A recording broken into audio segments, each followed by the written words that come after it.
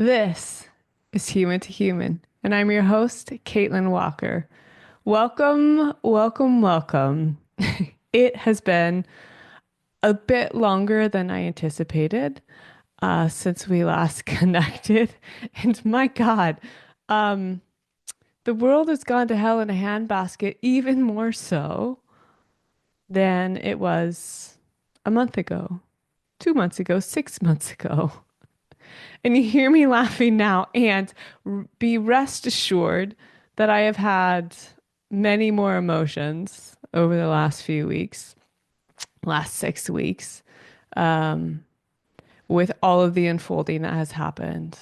And so, not to make light of the political changes and impact that are rippling through this country and rippling through this world in ways that everyone I know, maybe no, everyone that I know and have spoken with and or observed in the wild of humans is losing their shit. So if that's you, you're in good company. And if that's not you, well, congratulations. Welcome to dissociation or something else. Maybe privilege, who knows? Fill in the blank for yourself. I don't want to spend any more time guessing. Um, and compassion, compassion, compassion. And so that is because it's so forward in the world and because it's so forward in my life, I figured that's what we would talk about today. And so today is all about actually befriending the darkness. Because what we've seen over the last few weeks, or what I've observed and people are talking about, what I've heard from my clients, my friends, my community, is that we are in a state of collective darkness, that we are in this collective shadow work that is even more heightened as the new administration has taken hold and shape and control ish of this country. And it is messy and it is uncomfortable. And like it or not, it's here. And I vacillate back and forth between, is this necessary? And I guess that's a choice. And apparently for our country, apparently for the collective human evolution of consciousness, it is, because for whatever reason, it was chosen. And so now we are thrust back into another cycle of walking through the darkness. And so it seems really poignant to discuss, as many spiritual teachers and wise people are talking about, how do we navigate these times, right? And so for me and with you, how do we befriend the darkness rather than be afraid of what is happening around us? And how do we have more agency, choice, and sovereignty amidst that process and support one another? Because what we have seen in the short few weeks since the new administration has taken its place, we have seen two genders defined.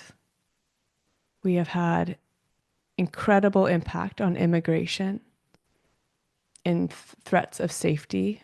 And between both of those, we have seen defunded DEI. We have seen so much change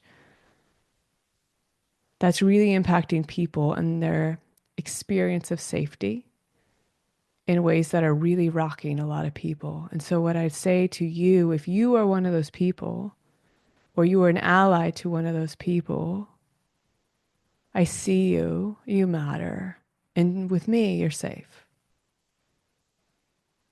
And especially to my friends, my family, my queer community, I see you. Don't give up. Keep breathing. In my non binary loves in my life, and or if I don't know you personally, I see you, you matter. and I'm gonna they'dy all the way home. Um,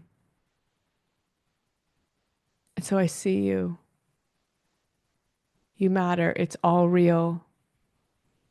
Don't fall into the gaslighting bullshit that may be in the background that I'm hearing is also there for a lot of people.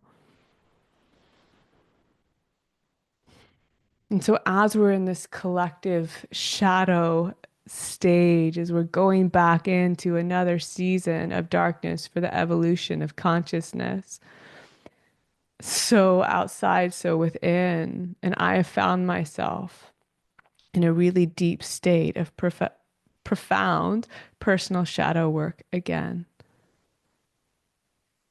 And so I offer that in case you too find yourself there.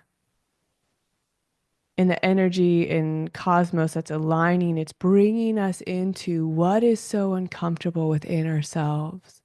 Where's there still fear and residual blocks to happiness, to authenticity? Where's there still shame? Whew. And let me tell you, I have been squirming with that since we last spoke. And it's messy and it has impacted me in so many ways, physically, mentally, emotionally. And that's the state where a lot of us are in right now. This journey work into the shadow, into the darkness. And so it has been, as much as I kept pushing it off to the side, no, no, no, not time, not convenient, no thank you. I did enough of this. I have dove into the shadows and swam all along for so many years. Let me just be in the light. And the universe is like, well, here's an invitation to more freedom, to more authenticity, to more love. And for all of us as a collective to emerge more whole. And this seems so timely as we're about to enter into the year of the snake tomorrow, which is going to be the 29th, which also happens to be the new moon. And as we enter out of the year of the dragon, whew, which I don't know, she left some of my shit just burnt, right? Like she did her job. Thank you, dragon. What a year 2024 was. And as we enter into the year of the snake, I have trepidation and also feel relief as the snake is about creation, it's about rebirth, it's about shedding layers, kundalini rising. So there's all of this possibility that we are stepping into. We just happen to be in a stage of having darkness before the creation comes, which actually is really wise because that's how it works in the world, right? New life comes from darkness. If you think of the womb or any kind of seed or any idea, it happens in the darkness. Then it grows and begins to emerge, and then eventually comes out into the world, into the light. And so that's where we're headed. More authenticity, more freedom, more love. But first the shadow, because the only way out is through. How many times has your therapist said that? The only way out is through. And so it's this darkness as it relates to our subconscious, as it relates to the shame that needs light to heal. And as one of my mentors told me at the young age of 17, that stays with me, that keeps cycling over and over again, that she heard from one of her mentors or healers or therapists, was what remains hidden cannot be healed. You might have even heard me say that. What remains hidden cannot be healed. So guess what? We are going into the places of hiding to reveal so that way it can heal. And so, what I want to talk with you more about today then is how do we get through? How do we befriend where we are rather than expend so much energy avoiding or disavowing or pushing away, which only creates secondary suffering? But how do we do it? How do we get through the darkness? And as I mentioned, there are so many spiritual teachers and wise people speaking on this right now, and aptly so. And so I'll just pitch in my voice and share what comes through and also echo what I'm hearing collectively from really wise and mostly women, just in my world. And I was listening to one of those teachers in Wise Women was Sandra Ingerman. She's a world-renowned shamanic practitioner, and she gave a workshop on walking through the darkness. That was absolutely beautiful, and it might still be on YouTube if you want to watch it. She does a beautiful journeys in there and has a lot of wisdom. And that was based off of a new book she has, Walking Through the Darkness, with Lynn Roberts. And so I've been reading that book as well and just found a lot of solace and comfort in that.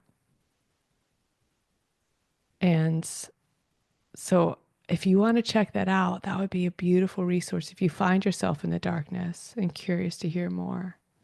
And so it got me just even more resonant into the sense of darkness. And then more things have unfolded with the administration. This was before then.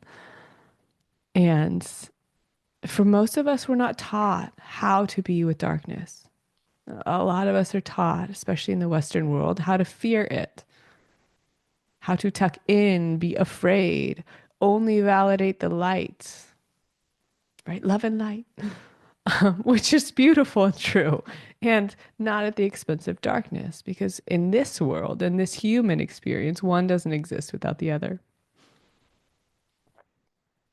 And so we can either fear darkness and avoid it, or for some of us, we dive too deep.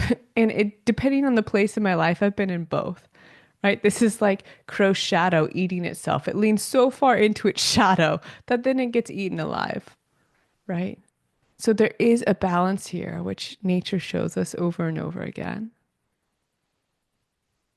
And so, how do we be friends? And as Sandra aptly titles her book, Walk Through Darkness. It's not sitting in darkness. It's not getting swallowed up by darkness. It's not standing in darkness, though that certainly is a part of it. And as I've been listening and reading and allowing more of the darkness into my space, into my life, into more of my meditations and my journeys that I've been doing, what's been interesting is that Jaguar has shown up 3 times. And when things happen multiple times, I pay attention. And then when they happen in threes, I pay extra attention, right? And so in different readings, different teachers, actually 3 different instances, Jaguar has been present as I've been sitting with and cultivating and walking through my personal shadow, my personal darkness, the season of darkness. And so I want to share with you some of Jaguar medicine in case that resonates with you, or in case this is new, or in case you're like, oh my God, yes, it just popped up on my Instagram reel. I don't know why. Or maybe this Jaguar t-shirt just showed up out of nowhere on my doorstep. That would be wild. If that happened, please tell me. And if so, where'd it come from? Because I would love one. Although I would feel a little nervous wearing Jaguars, like I'm inviting more of that in. And yet, Jaguar is a beautiful, powerful ally for navigating darkness. And let me tell you a little bit more about that. Because Jaguar medicine is about embracing the unknown. She is about courage. She's about strength. She's about stealth, grace. So if you think about navigating through darkness and you imagine those qualities as you do it, how does that shift in your body, or how does that feel? Oh, if I can imagine walking through with courage, strength, grace, and stealth, I feel immense relief. Like my chest opens up, my shoulders drop. I feel more breath come in my body. Like, yeah, I would like to sign up for that sidekick or that ally. Jaguar. Yes, please. And what's interesting about Jaguar as a medicine, as a ally in nature, as a species, is that they see better at night than the daylight. So what better ally to have navigating through darkness than an ally or entity or being or nature that sees better at night? Al is also one of those who happens to have been showing up a lot lately for me too. But that's a different story. That's been happening for years. So Jaguar sees better at night in the darkness. And also, their jaws happen to be 2 times stronger than lions. So their bite is a crushing blow. So talk about strength and courage, being able to see when we can't see, allowing the darkness to illuminate, and having the grace and courage to do so. Holy bananas. So as much fear as I have or aversion at first to Jaguar, the more that I understand her and can build a friendship with her, the more I realize how important and necessary she is right now, personally, and then also collectively for us. Because she's also our guardian of our heart and our mind. And right now, I'm going to assert that we can use a whole lot more protection of our hearts and minds and also making choices from our hearts and minds. And imagine for a minute, just for shits and giggles, imagine for a minute how Jaguar walks. So imagine the dark jungle, which where they often live. It's dark, nothing to be seen. Imagine Jaguar sitting in a tree. Imagine her jumping down and imagine her walking. And what do you see? She moves slowly. She moves purposefully. There's no frenetic energy. There's embodiment. And she stalks her prey. Now, I'm not advocating that you stalk anyone or anything. Please hear that from the get-go. That is not what this is. And hopefully that humor and that levity helped you as we're talking about intense things. The point of it is the slow, intentional movement. And she knows what she wants, and she's taking intentional steps to get there from a place of feeling and observation. She waits, she listens, she observes. Then she slowly and mindfully acts, much like Snake actually, who's very deliberate in movement, and or they sit still and then strike, right? There's a stillness within both and an intentionality with how they move. That's really going to be supportive as we are navigating and befriending the darkness that's here collectively and individually. And also with the earth, can I just say with the earth, is she is also in a season of darkness as a result of humans. And my heart and my body ache for and with her.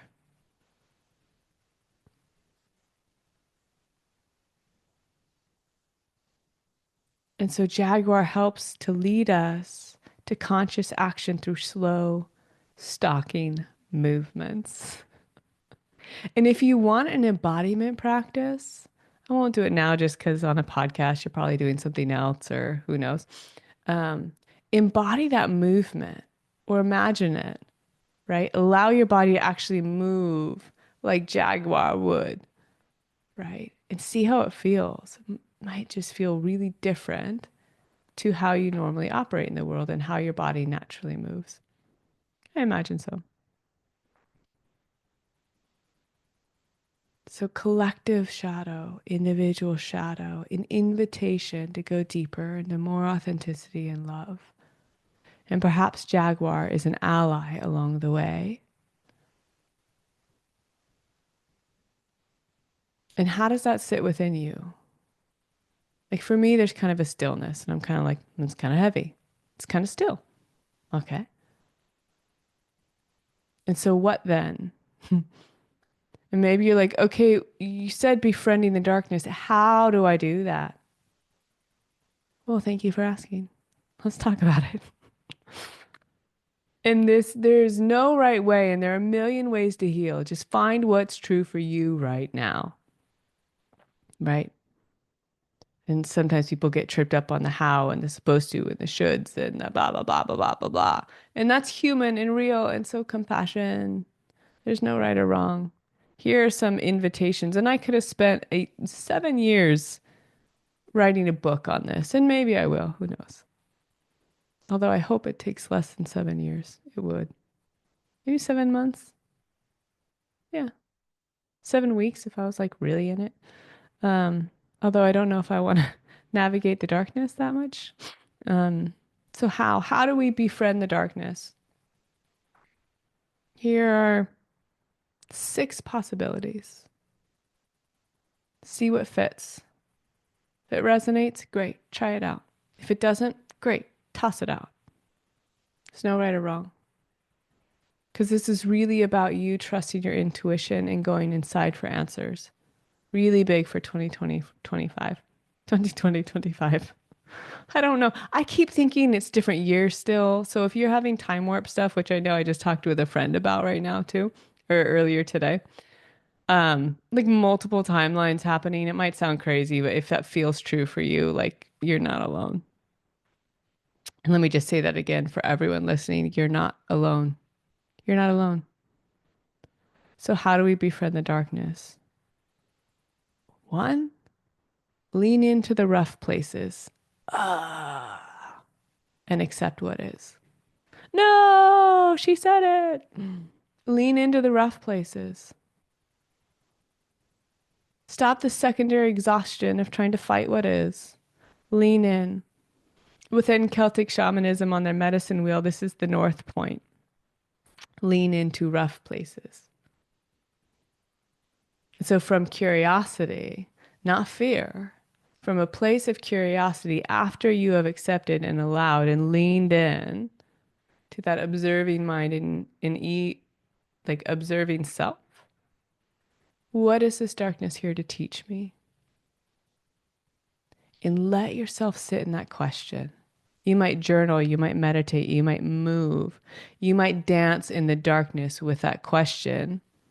Tomorrow it's going to be the new moon, so it's going to be really dark outside. So you might go out into the physical darkness and ask that question in with the darkness. If you can get in an open field away from all the city lights, that's even better. What is this darkness here to teach me? Stop the struggle. Go with the flow. A lot easier said than done. And also, I think sometimes it's easier than at least my brain makes it out to be. My friends and I joke, we're like, doing the easy things the hard way. Yahoo! Lean into the rough places. Accept what is. The second one, again, easier said than done, is trust. Trust that you are in the right place at the right time for your evolution of consciousness or growth. Trust that we are in, oof, this one's a little harder to say, the right place at the right time for our collective evolution of consciousness and growth. Just is what it is. Here we are. Fuck. Here we are. And here we are. Right?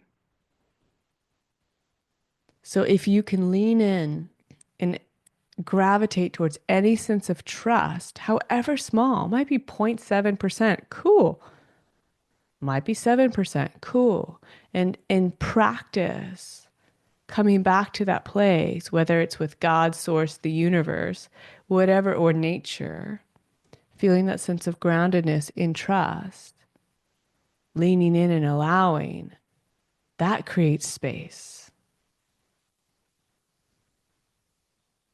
So we're befriending, we're inviting in what already is, right? You can stand outside on the new moon with a flashlight and have one of those tactical flashlights. I just got one for Christmas. I love them. My old sheriff days, right? And you can stand in the darkness and hold that tactical flashlight or a floodlight and try as hard as you want to make the darkness go away and just shine the light and shine the light. And guess what? It's still dark outside, right? So there's seasons, there's timing that we cannot change. We get to choose how to be in relationship with it. So lean in and trust. A third step would be to gather community and support. And I know this is really, really, really important on a lot of levels right now in a lot of communities. So where are your places of safety? Your friends, your family, your chosen family, communities. There is an aspect of solo journeying through the darkness, yes. And also there's a wisdom in having community and support. So there's a balance there. And it looks different for each person depending on what darkness they're walking through. So gather support.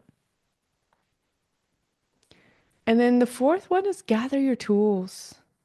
I mean, this is all really simple, and I'm intentionally keeping it simple and broad. Because if we were working in a group setting or one-on-one, it would be able to tailor it much more, right? But because this is so broad, let's just speak and keep it really simple. Because when shit hits the fan, we need to simplify. It's just the way the human brain is wired, right? When we get overwhelmed, it shuts down. So we need to prevent the overwhelm. So let's keep it simple. Let's keep it simple, smarty.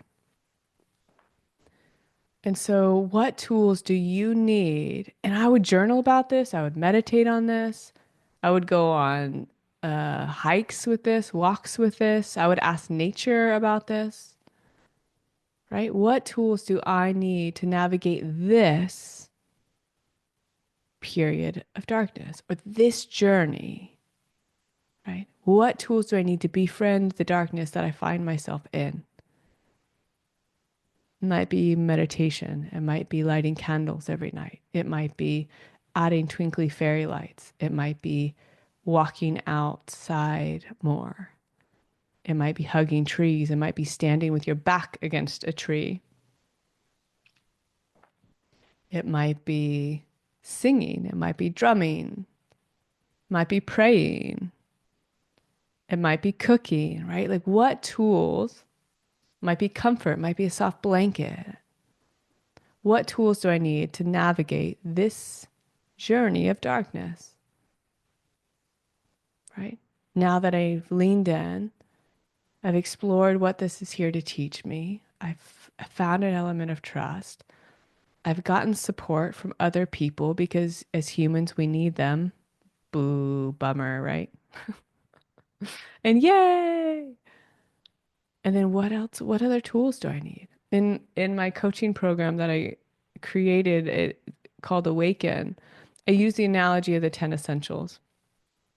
I'm a big outdoorsy person, and so like hiking, backpacking, when you go, there's the 10 essentials that just are standard you carry with you on every trip, just in case shit hits the fan, right? And I use that analogy or metaphor, whatever it is, in that as we begin to go into a soul journey place or the 12-week transformative experience. And so what are your essentials? What are the tools you need for this season? And this season of darkness might be different than past. So notice that. It's not a one size fits all. Well, last time I went through a season of darkness, I had this, this, this. Fantastic. What about this time? We are in a much different place now, collectively and individually, now than we were before. So what about this time? And also, so what tools do I need? What do I need? Right? These are questions to ask. And then also this question, How do I love myself in the darkness? How do I love myself in the darkness? Because when we go into the subconscious, when we go into those places, those recesses that hold the unmet needs, the unmet wounds, collectively and individually, we can have shame and fear and criticism and doubt and judgment. So, how do I love myself in the darkness? And perhaps every morning, every evening, you reflect on that. Or if there's fear or uncertainty about a decision, how do I love myself in this decision? What would the most loving thing be to do, to say, to act, to embody? Because that's going to help bring you back to the heart center, which we are being called to respond from. How do I love myself in and through the darkness?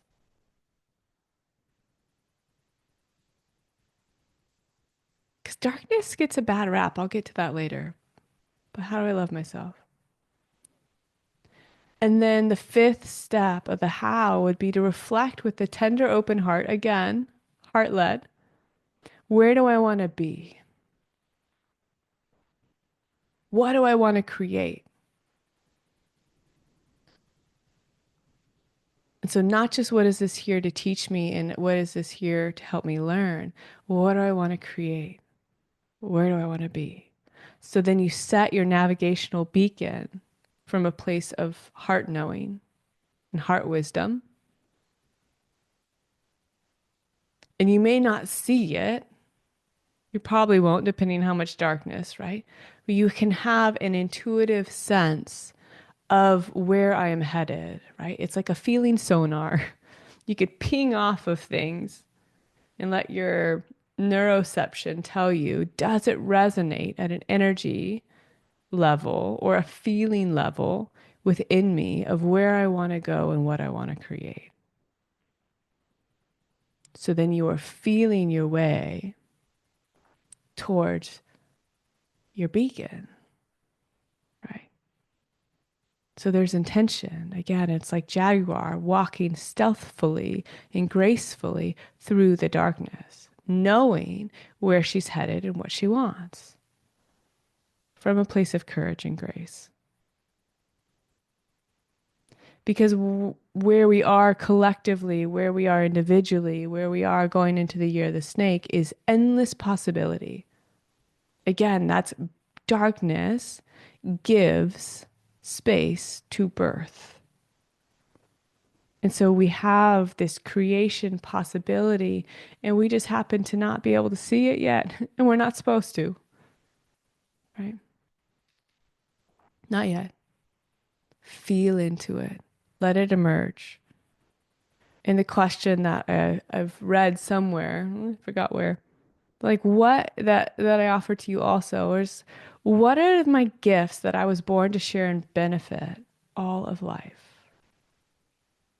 What are my gifts I was born to share in this world, in this life, to benefit all of life? And that might be where you're headed and or what you want to create. That might also be the question, what am I here to learn, right? As I'm in this journey, this cycle, this period of darkness, write it out, reflect on it, let it evolve. Don't try to have it come forward. And if it's not there, it's not there. Like, just check it out. Cool. Trust the timing and evolution and movement, which is easier done when we are surrounded by light and we can see clearly and we can hear and we can feel and all of the senses are able to function. And so it's a different type of navigation when it's dark and we can't see, right? Some of our senses are turned off, so we awaken other senses like hearing, like feeling. Yeah. And so the sixth step, the last one I'll share in terms of how to befriend the darkness, would be to keep moving, take action, small action.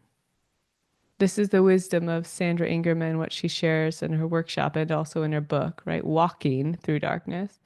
Keep moving. One step, one action. Keep it small, keep it heart centered.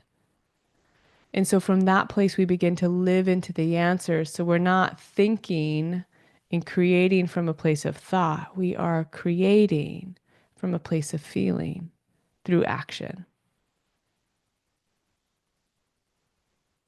We are creating from a place of feeling through action.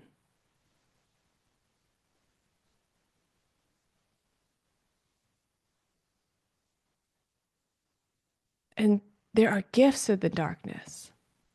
Like I said earlier, darkness gets a bad rap. And sure, there are aspects of it that have a different level of risk and danger, right? If I'm hiking and it's sunset and I don't have a backup light, which is my favorite thing to do because I like to feel a little bit on edge, um, right? Like there is an aliveness, there is an uncertainty. Can I see? Will I be able to get back? Will I get lost? Right? I don't advise this for anyone. Um, my poor partner. Right? But there's an element of life that just, it's part of life. And there are gifts of the darkness because the darkness holds answers for deep truths and healing. There's hidden knowing and wisdom in the darkness, right? There was a reason why humans went into caves and drew and meditate and gathered beyond just it was a shelter from the elements, right? There are hidden truths when we can go into the depths of the subconscious, when we can go into the depths of the darkness. And so that's a gift, right? And as I mentioned before, the darkness is a place of birth and creation. None of us would be here if darkness didn't exist. Because there's sure as shit not light in your mother's uterus, right? I don't think so. I'm just thinking of those fish that live at the bottom of the sea that glow. I mean, they don't give birth, they lay eggs, so I guess that's different. But like, do their eggs get incubated in light? Or no, that light just turns on. It's not all the time. I don't know. I digress. But that's a fascinating research question. So someone get back to me on that? With the exception of those photosynthesized fish or whatever that live in the depths of darkness, right? Life comes from the wisdom, the possibility that exists in the darkness. And so while it's scary as shit right now, and there are very real fears and very real reasons to stay awake and conscious and take conscious action, there's also a creation of wisdom that is going to come, that is coming through it and through you.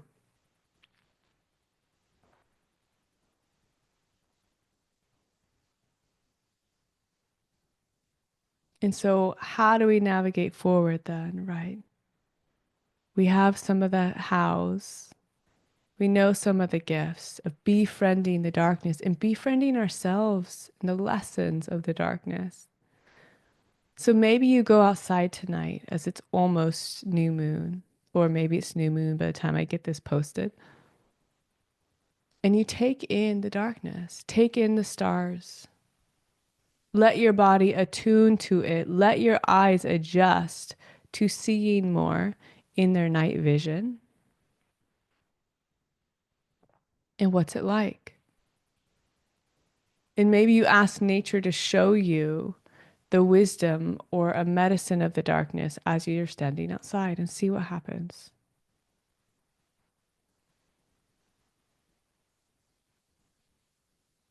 And allow the feelings to come. Don't disavow them.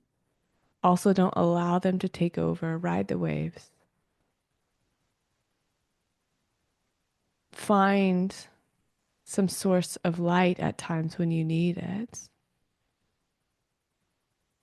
And allow the journey through the darkness to continue. Because, like it or not, it's going to. We can just prolong it or get more road rash along the way. It's like I sometimes use the analogy, or just get more exhausted trying to swim against the rip tide, which I have tried to do many, many times. And I'd like to say with some success, and also no, not success. Nature wins the end of it. And she is we and we are her and all of that. Right? It's all connected. So the darkness is an opportunity to confront our fears, to let go of our fears, to embrace the unknown, which Jaguar helps us to do, and to flow into the mystery with trust. I would love to hear your thoughts, feedback, questions on this. I'll try to find a link to that Sandra Ingerman workshop and include it if I can figure out the tech piece of that, or get support. Otherwise, just like search it in YouTube. I'm sure it'll pop up, Walking Through Darkness. And remember that you're not alone. And the darkness is here as part of our conscious evolution. There is an organicity of healing that is a part of this. Take care of yourself along the way. Find community, find the wisdom, learn to trust yourself, befriend the darkness, call on Jaguar when you need help. You could journey, meditate to Jaguar and ask for support.